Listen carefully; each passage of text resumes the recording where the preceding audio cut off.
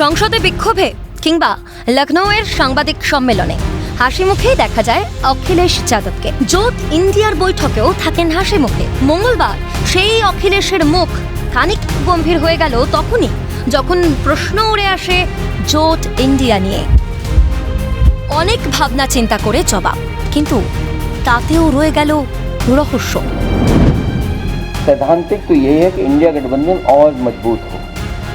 Samajwadi party और समाजवादी विचारधारा के जितने भी साथी हैं, रीजनल जितनी भी पार्टियां हैं, सब मिलकर के इंडिया गठबंधन को मजबूती बनाना चाहते हैं। জোট ইন্ডিয়ার প্রধান শরিক কংগ্রেস জাতীয় দল। তাহলে অখিলেশের মুখে কেন শুধুই আঞ্চলিক দলগুলোর কথা? বহুদিনেরই জল্পনা কংগ্রেসের নেতৃত্ব নাকি মানতে নারাজ অখিলেশ। তিনি চান মমতা বন্দ্যোপাধ্যায়কে। এম.কে. স্টালিন কিংবা উদ্ধব ঠাকরেও জোটের মাথায় চান মমতাকে। একই মত নাকি আরজেডির তেজস্বী যাদবেরও। তবে সামনেই বিহারের ভোট।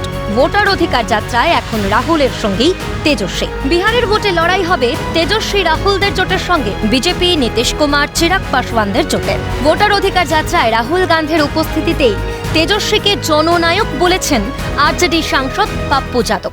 हमारे जननायक आदरणीय तेजस्वी यादव जी, मैं अपने भाई जो लगातार आपसे संघर्ष करते रहे, बिहार की एक उम्मीद तेजस्वी जी। একসময় লালু ঘনিষ্ঠ পাপ্পু মাঝে গিয়েছিলেন কংগ্রেসেও। এখন ফের তিনি তেজস্বীর সঙ্গে। রাহুলকে জননায়ক বলেন কংগ্রেসের নেতা কর্মীরা। তবে কেন রাহুলের সামনেই তেজস্বীকে জননায়ক বলা? পাপ্পুর কথায় কি লুকিয়ে আছে জোটে বিরোধের ছবিটা? এবার কংগ্রেসকে নাকি 50টির বেশি আসন ছাড়তে রাজি নন তেজস্বী। 2020 সালের 243টি আসনের বিহার বিধানসভার ভোটে আরজেডি 144টিতে লড়ে পেয়েছিল 75টি আসন। 3 বাম দল 29টিতে লড়ে জিতেছিল 16টিতে। 70টিতে লড়ে মাত্র 19টিতে জিতেছিল কংগ্রেস।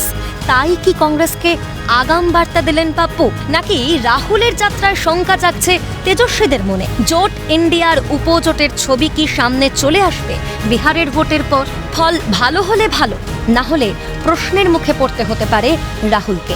দাবি উঠতে পারে রাহুল না, জোট ইন্ডিয়ার নেতৃত্ব দিন মমতা বন্দ্যোপাধ্যায়। সেই বার্তার ইঙ্গিতে কি মিলছে অখিলেশের এদিনের কথায়? ক্যালকাটা নিউজ।